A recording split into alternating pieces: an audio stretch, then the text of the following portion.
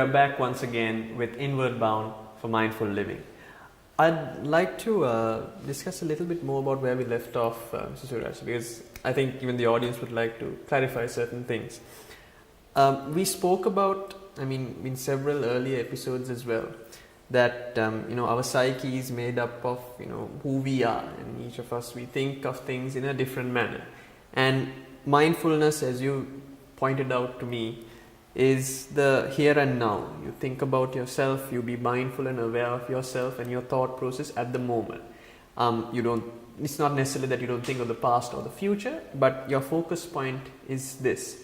But when you really think about it, because it's an out-of-body experience in much of because the process that we spoke of, you're looking at yourself from outside. Can you elaborate more on, I think we spoke about this a bit earlier as well, about this definition about our mind being, I think on the one part you were saying it's the doing mind and the other part being the knowing mind. Could you elaborate that a bit more? It's a very good question, because when we say that mindfulness is all about being here and now, which is true, because we only have this moment, okay? Let's say, but there are things that have happened in the past. Now, our approach, our attitude is what we need to look at. Right. From the things that happened in the past comes most of the time emotional luggage of worries and things like that. When we are thinking about it in a negative sense, we are doing that also now. Okay? Yeah. But there may be things that you need to remember. Of course, these are called technical memories, come to think of it. It's more technical, like for example, where did you park your car? Yeah. And that happens to us sometimes when you go for these big car parks. You forget where you park. In a sea of cars, you forget where. Yeah. Now that's one level of things.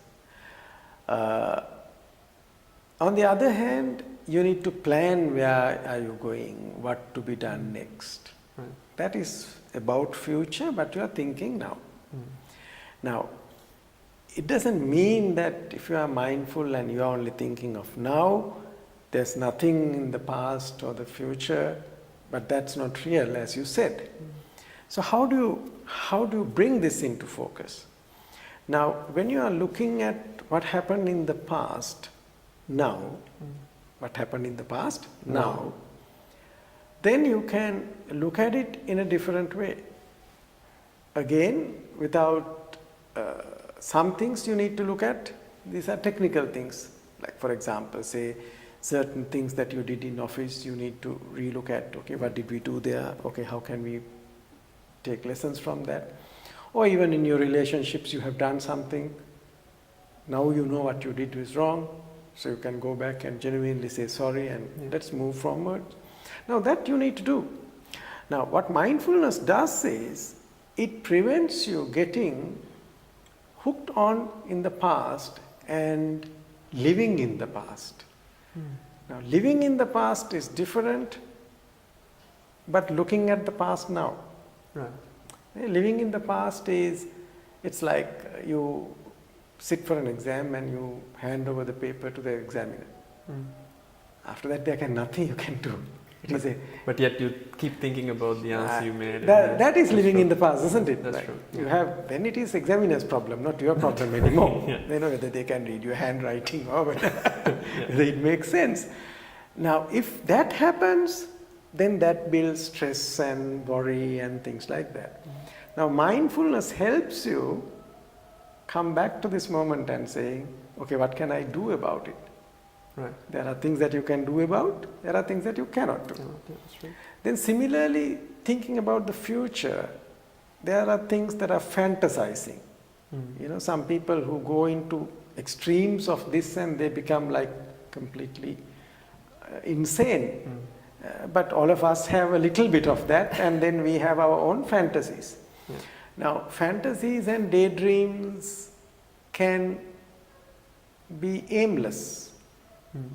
But on the other hand, if you think, okay, this is what I want to do, then you can think, okay, what are the steps I want to take? Right. Now, when you approach it this way, it becomes clear what you do with mindfulness. If you are mindful, then you are thinking about future in a structured manner. Mm. Because, but I'm not saying sometimes visualizing the future, you know, okay, how I want, for example, say if you are in the field of creatives, you know, if you are in the field of innovation, you know, you get these unconnected things into a shape. Mm. You're doing that. Right? Right. But the problem is not that. When you try to live in the future, Mm. then it's not real. Yeah. Right? So planning is one thing, living is another. Right. Looking at past is one thing, living in the past is another. So what is not productive is living Right. either in the past or in the Future. Right. But there are things that you need to practically do. Now mindfulness help you to do that which you have to do. So just to clarify, Mr. Suraj, Yeah. if you take now, at least since you brought up the creative industry, in the creative industry we do something called parking ideas. Yes. So right now we will come up with something really brilliant, but we know for a fact that the world, the society, the people right now may not be ready for it. So you park it. Yeah. You have it in the back of your mind and you tell your people also, look, there'll be a time when this comes to fruition. At that time, let's bring it out there and let's make it happen. Yes. So would you consider that as living in the future? No, as well? it's a conscious decision. Yeah. It's a conscious decision. And the other beautiful aspect, now that you talked about creative things and things like that, area that is I'm also like familiar with. You're also an admin at heart at first, of course. You know, when you are mindful, what we learn is to observe. Now, when you observe tiny little details that normally others don't observe. Yeah. Now, that comes very handy in creating. Now, who is a creative person after all? Creative person is a person who observes, who notices something that others don't notice. True. And when he brings it out and puts on something, he says, my God, I never knew it was. Exactly. So actually at that moment, they have uninterrupted observation. And with that, they capture it and they may be attaching various other things to it and create something new. Yeah. So I find that if you are mindful, then you are so observant. You will notice things that others even cannot even imagine. You become much more than just a being that is focused on one single thing. You become aware and you tend to empathize. That's what I actually found out. You tend to empathize with people, you tend to empathize with situations, and then you begin to notice things that others didn't. Right? That's how when you are mindful, you are more sensitive. Right. Artists are very sensitive. Correct. Yeah. And that's why they notice. Yeah. Many people go past a person who is suffering, but an artist cannot do that. He notices. Yeah. So I think when you are doing it, what happens is now to do these things, we need one part of our mind, which I said is the doing mind. And most of the time we use that doing part. Right. That is where the busyness is. Yes, absolutely. Right? And there's another aspect to the mind, which is the knowing mind, which knows what you do. But what happens is, we are so busy and the doing part is so big, the knowing part is so little. And then this has taken over. So with mindfulness, what you do is, you give more power to the knowing part.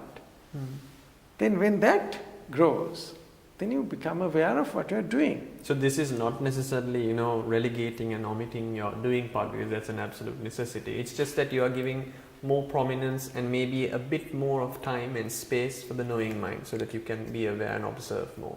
I think that is why mindfulness becomes useful and meaningful to modern day busy people. I think you've clarified a lot for me and even to the audience. So I think we should give them a break. So we'll be back shortly.